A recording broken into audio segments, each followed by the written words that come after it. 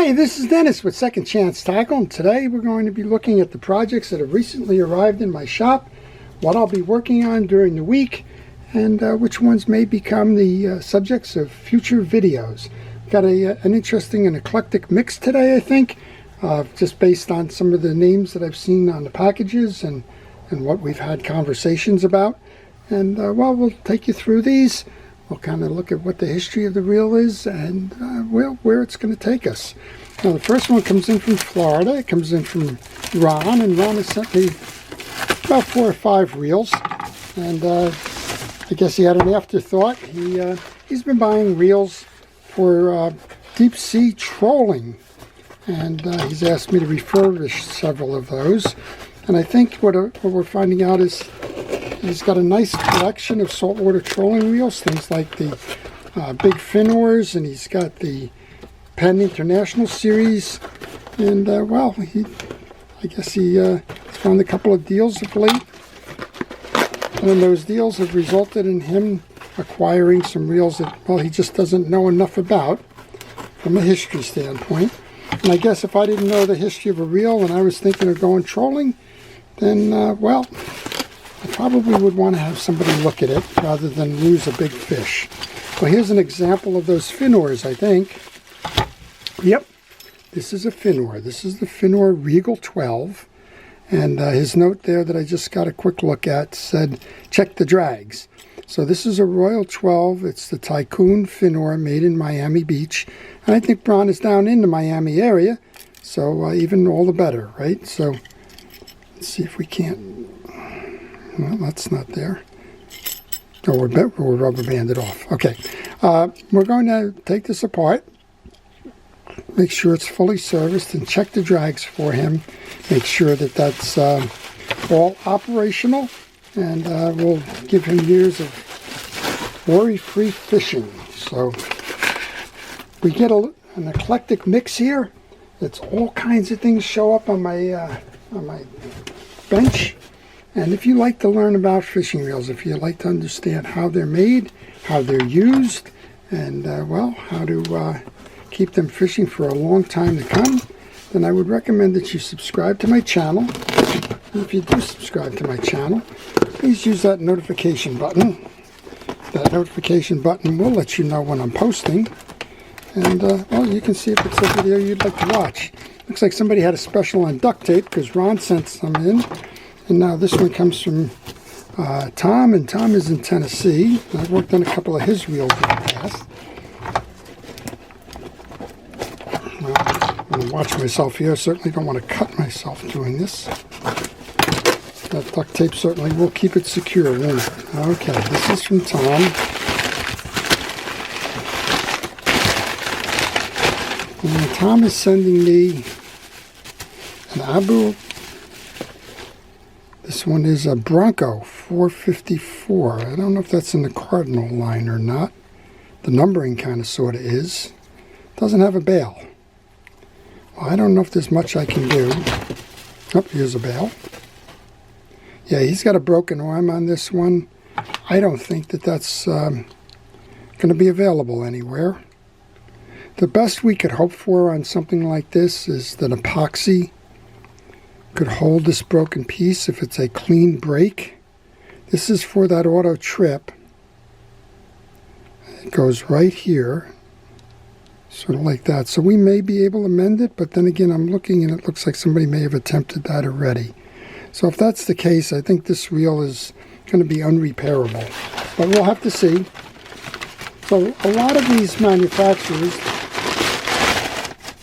branded the same reel differently for different purposes. It wouldn't surprise me if this Bronco reel was a part of a rod and reel combination. It kind of has that feel to it. It does have the fast cast feature to it, and I'm thinking maybe that was attached to a 6 or a 6.5 foot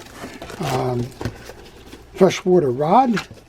And well, if we can get that part, which I highly doubt, we can probably do something with it.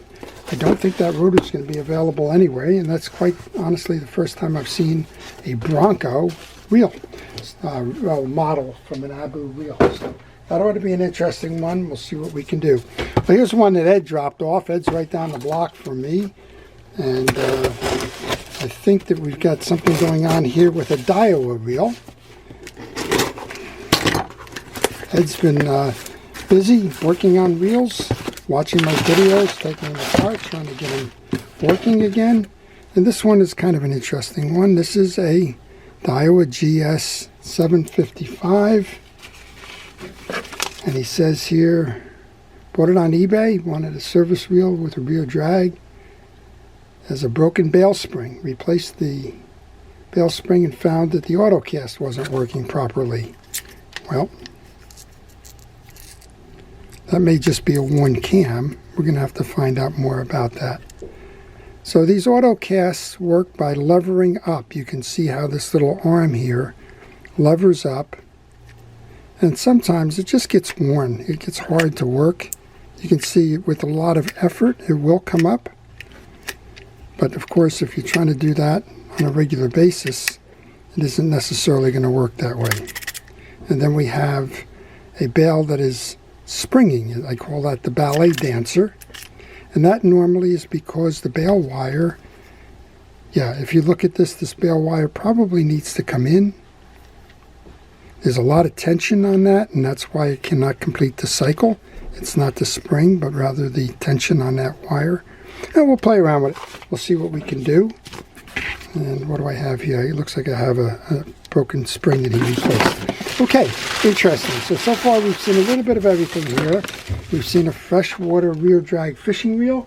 We've seen a saltwater trolling reel, a vintage one. And now we have one coming in from William. And William is in Rhode Island. So we've kind of come East Coast, I guess. We've had a reel from Miami, Florida, right around the block in New Jersey here, and now one up in Rhode Island. And we'll see what William's sending me. This appears to be maybe a saltist. Yeah, this one's a saltist. And I'm not sure if there's anything going on with this reel or not.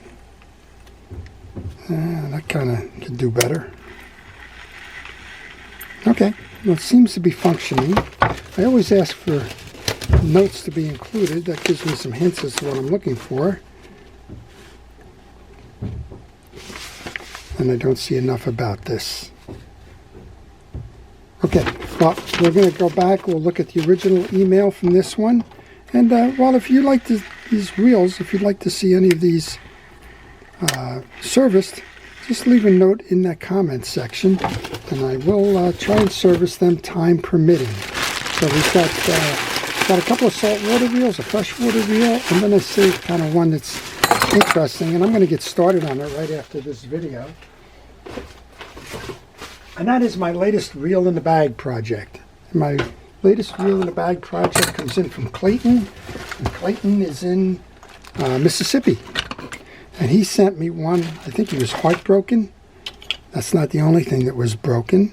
There was a 402 Mitchell. It's in pieces.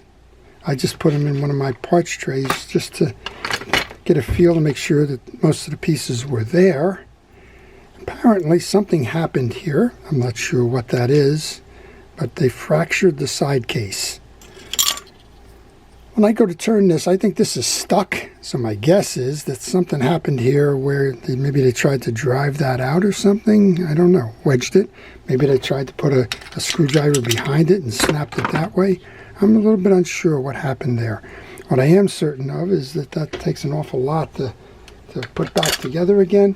But we're going to take the time to do two things with this. Let's see if this works. Oh yeah, we got a trip. Good.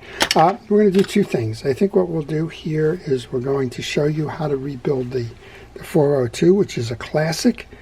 And while I'm at it, I think we're going to make a changeover to one of the hybrid ceramic bearings from Boca Bearings. And the reason for that is ceramic bearings weren't around when this reel was made. And I can feel right now, this is a little tight spinning. That original bearing in there is probably seen its day, if you will. So we're going to do a rebuild of that reel. I have some parts. Fortunately, I can replace that side plate. And we'll put it back together with a ceramic bearing, and we'll see if that improves the performance. Well, I hope you've enjoyed the preview to this. If you see one of these that you would like to have as a video, please leave it in the comment section. As always, if you have questions on any fishing reels, if you leave them in the comment section, I do try to respond to them. That's the best way to reach me. And, well, before I leave, I want to thank our first responders, our police, fire, safety, rescue, everybody involved in keeping us out of harm's way. I want to thank you for watching.